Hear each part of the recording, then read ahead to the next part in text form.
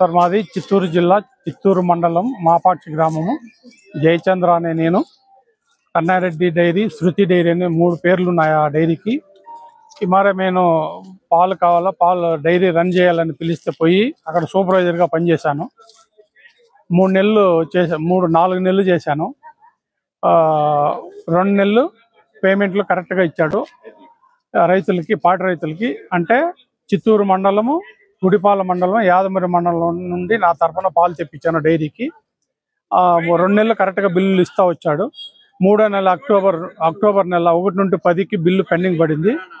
తర్వాత ఇదేదో ఇబ్బంది పడేట్టుగా ఉందని నేనే 11 నుండి 20కి వచ్చే బిల్లుకి కొద్దిగా రైతుల దగ్గర నుండి పాలు వేరే డైరీకి వేసుకోమని చెప్పి నేనే చెప్పి ఆపిచ్చేసాను. లాస్ట్లో ఇప్పుడు నాకు 2 నెలలు జీతం ఇవ్వాలి, రైతులకి ఒక బిల్లు ఇవ్వాలి. అంటే అక్టోబర్ 1 నుండి 10 వరకు బిల్లులు అందరికి ఇవ్వాలి. నా తరఫున 66 మంది రైతులు పేమెంట్లు లేకుండా ఆపేశాడు.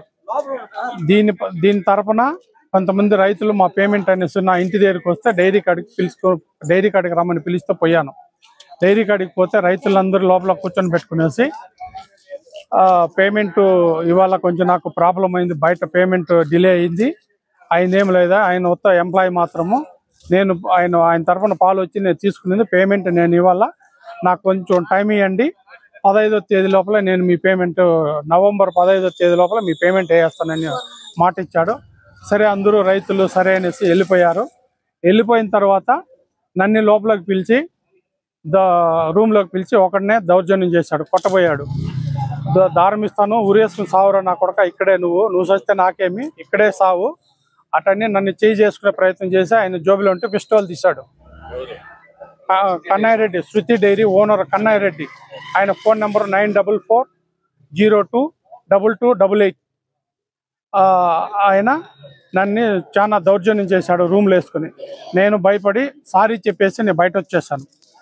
నేనేం తప్పు చేయలేదు, నేను పాలు తెచ్చాను, నా తరపున రైతులు నన్ను ఇబ్బంది పెడుతున్నారు. పేమెంట్ రైతులతో కూడా డైరీకి పోయి దానివల్ల నువ్వు రోజు రైతులని డైరీకి తొడుక్కొచ్చి నన్ను ఇచ్చేస్తున్నావు అనే ఉద్దేశంతో నన్ను చాలా దౌర్జన్యం చేశారు రూమ్లో వేసుకుని.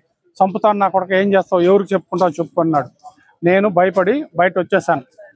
ఆ దెబ్బతో నాకు హెల్త్ ప్రాబ్లం అయింది. హెల్త్ ప్రాబ్లం అయిందంటే నేను చెన్నైలో అడ్మిట్లో ఉండి కూడా ఆ బెడ్ మీద నుండి నా ప్రాబ్లం అంతా ఆయనకు వాట్సాప్లో సెండ్ చేశాను. చూశాడు కానీ ఇంతవరకు రిక్వెస్ట్ లేదు. నాకు 45,000 జీతం రావాలి, ప్లస్ నా తరఫున 66 మంది రైతులకి 3,57,000 పేమెంట్ రావాలి. నేను వాస్తవం చెప్పాలంటే చాలా హెల్త్ ఇష్యూతో ఉన్నాను. నేను తెలియని రైతులు నన్ను ఫోన్ చేసి చాలా ఇబ్బంది పడుతున్నారు.